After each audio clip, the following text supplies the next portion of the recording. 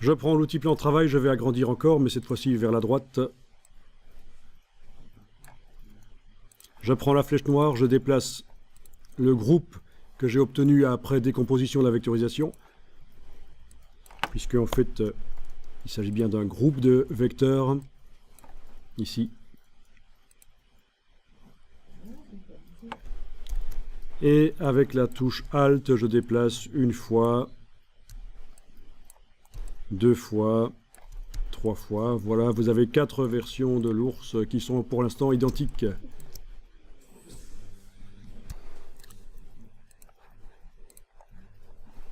Ok, j'enregistre le document Illustrator.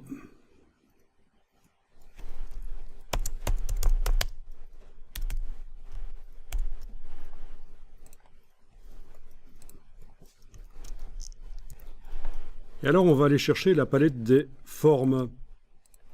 Menu Fenêtre, Formes.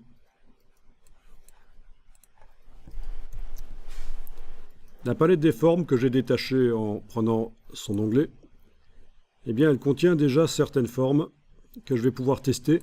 Il y a des formes de différents types. Vous avez des formes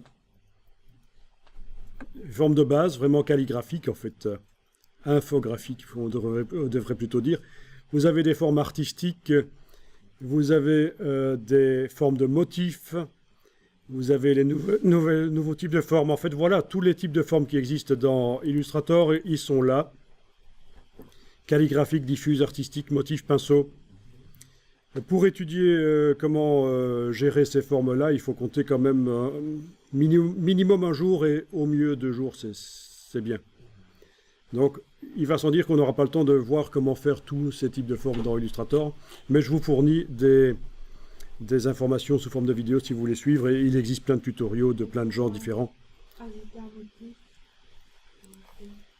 Donc, attention, quand vous voyez ici forme de motif, ça n'a rien à voir avec un motif qui serait fait dans Illustrator.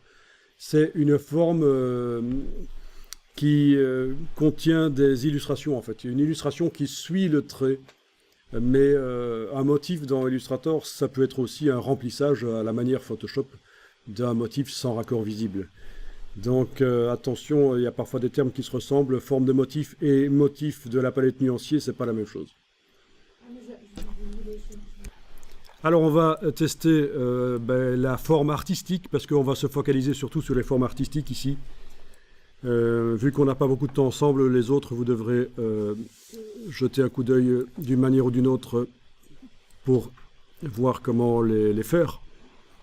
Vous activez votre premier ours là, et vous allez cliquer sur la forme artistique. Et voilà, elle est arrivée sur l'ours. Je vais zoomer.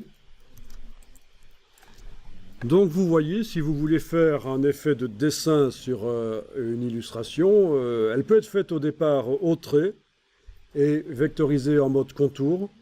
Et après, vous allez pouvoir mettre des formes dessus, des formes artistiques dessus. Ici, je vais aller dans le menu affichage, demander de masquer le cadre de sélection. Je n'ai pas besoin de ce cadre rouge qui apparaît autour des objets. Également, affichage, masquer le contour de sélection. Je n'ai pas besoin des vecteurs qui sont visibles sur les traits. Voilà. Et on voit quand même mieux ce que ça donne. Donc c'est affichage, masquer le cadre de sélection et affichage, masquer le contour de sélection.